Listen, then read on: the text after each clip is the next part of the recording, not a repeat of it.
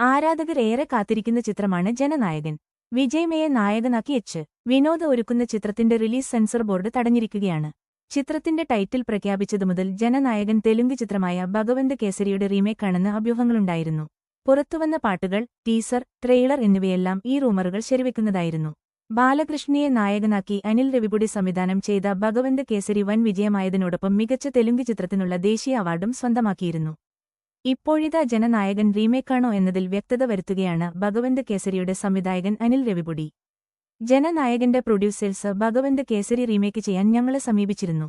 വിജയ് സാറിന് ആ സിനിമ നന്നായി ഇഷ്ടപ്പെട്ടു. അവർക്ക് റീമേക്കിന്റെ റൈറ്റ്സും കൊടുത്തു. എന്നാൽ അവർ Bhagavanth Kesari scene by scene remake ചെയ്തിട്ടില്ലെന്നാണ് ഞാൻ വിശ്വസിക്കുന്നത്.